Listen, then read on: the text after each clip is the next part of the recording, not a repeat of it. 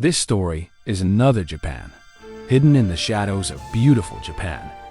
It is not recorded in official history, and yet it truly existed.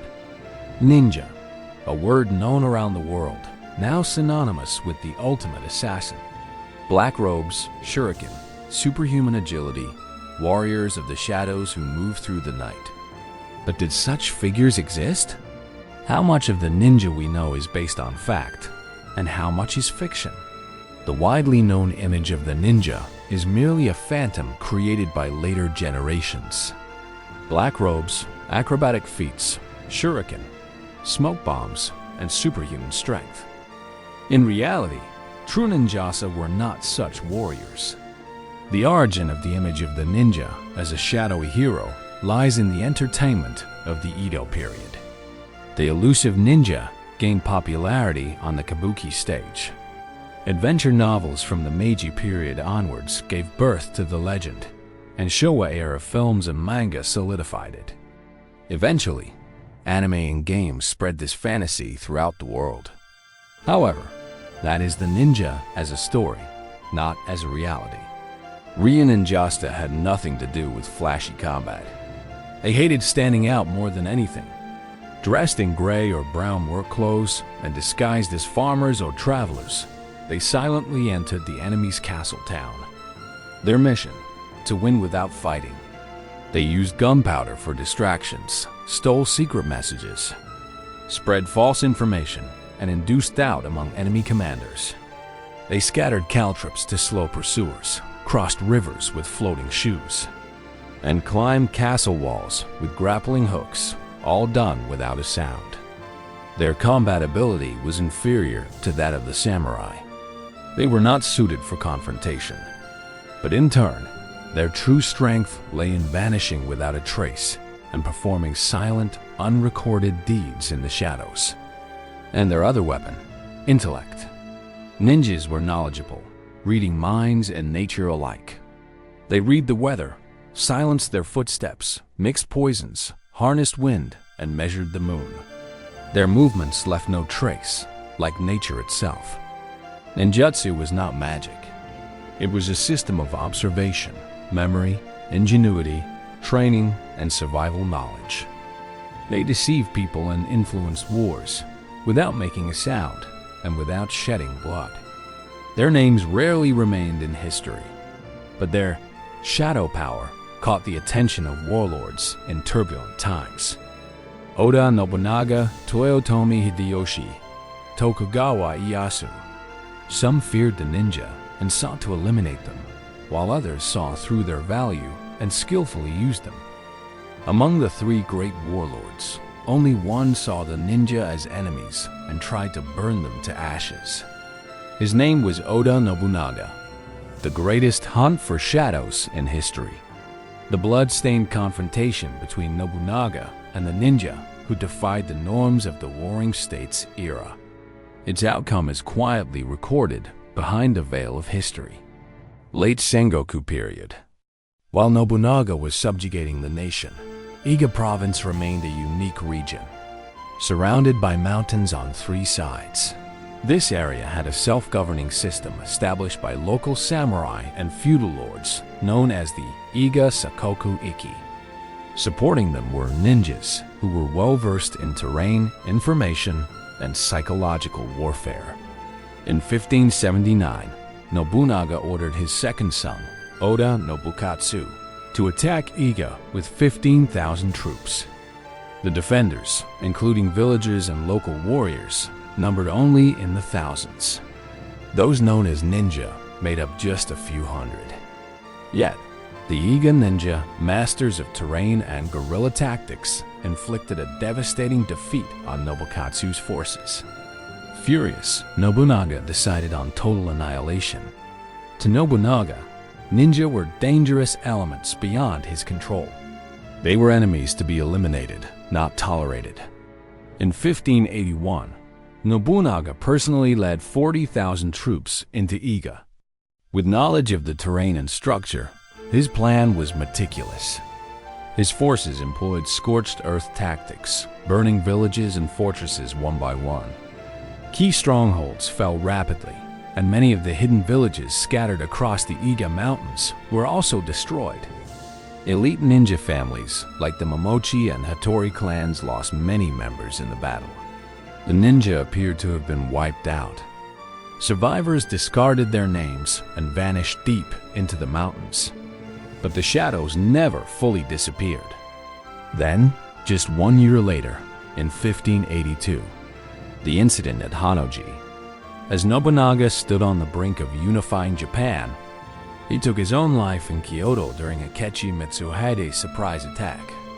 Mitsuhide was a general isolated within the Oda clan. His sudden betrayal remains shrouded in mystery. How was such a perfect ambush possible? How was Nobunaga's movement so completely contained? Some suggest that behind Mitsuhide stood those once buried in darkness. Those who knew the land moved in silence and left no trace in records. Yes, perhaps the Iga ninja played a role. The shadow burned by Nobunaga's flames. Did they accept Akechi's invitation and let the flames of revenge engulf Nobunaga? Suspecting the connection between Mitsuhide and the ninja, Hideyoshi once considered eliminating them. But in the end, he chose to use them. After Nobunaga's death, Hideyoshi rose to power. He never officially incorporated the ninja as a formal institution. Yet in the background of his battles, the presence of shadowy agents was constant. Hideyoshi's strategy was to win without fighting, mislead enemies, manipulate psychology, and induce betrayals. Behind it all were nameless ninja. His strategists, such as Kuroda Kanbai and Tekinaka Hanbai, utilized ninja in their tactics. He sent them sneaking into enemy territory, obtaining all the information he could, including the internal structure of the castle, food supplies, and even the fluctuating morale of the enemy, and incorporating it into his operations. During the siege of Odawara, the Hoyo forces were already shaken before the battle. Food stores were exposed in advance, troop movements were reported in detail, and letters urging surrender reached only those with wavering hearts. This was Hideyoshi's method of control through intelligence, delivering fake letters to cause defections, destroying supply depots, sneaking past guards to set fires within enemy lines. Ninjas were indispensable to every operation, yet only a few names were recorded. Most moved in the shadows, disappearing without recognition. To Hideyoshi, the ninja were both capable shadows and untrustworthy existences. He kept them at a distance and discarded them once their roles ended. His ruthlessness lay in mastering both light and shadow.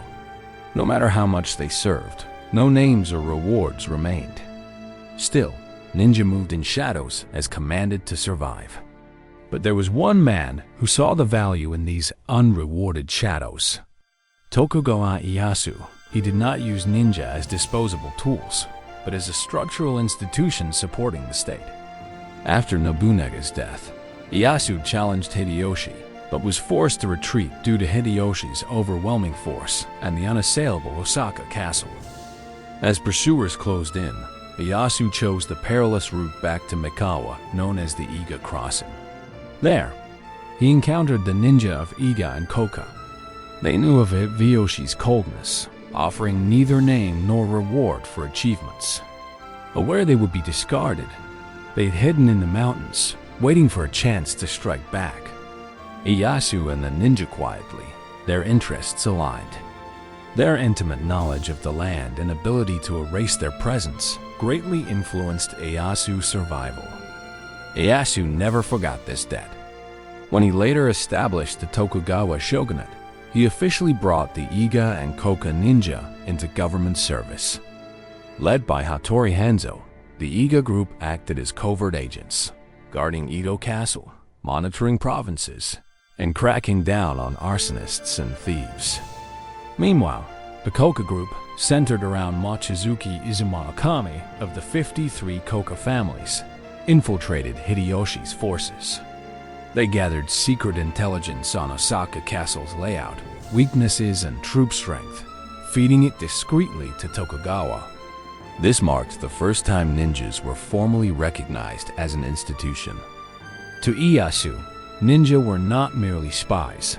They were a shadow apparatus supporting the very shogunate. Eventually, as Hideyoshi passed, the ninja began moving quietly again. In the final clash with the Toyotomi, the siege of Osaka, they used their shadow power without reserve. Hidden behind the light, the ninja continued to push the victor forward. Perhaps the Tokugawa reign was built in part by those invisible hands. Yet, they left no names behind. Their mission to live in the shadows remained unchanged even under the shogunate. With peace in the Edo period, ninja, who once lived in the chaos of war, quietly shifted their roles. No longer were there castles to infiltrate or enemies to strike with blades. Over time, the Tokugawa shogunate formalized and stratified its intelligence structures. Town magistrates monitored public safety. Temple and daimyo officials oversaw religious and feudal affairs. And there's the Anawaban, a spy organization that reports directly to the shogun. These roles inherited the duties once held by the ninja. Tokugawa Ieyasu never forgot the contributions of the ninja who risked their lives behind the scenes. He welcomed the Iga and Koka ninja into the shogunate system, assigning them new roles like magistrates and secret agents. Those who once operated as shadows were now to live as the eyes of the state. By institutionalizing the ninja, Ieyasu wove light and shadow together to create a silent barrier against treachery. This was Ieyasu's unique governing strategy. Yet at the same time, some ninjas sought freedom and left Ieyasu's service. They were not betraying their master. They simply chose to live as shadows, free from institutional constraints. Ieyasu respected their will. For those who once risked their lives for battle, he granted their final wish and quietly let them go. They asked for neither fame nor reward, only loyalty.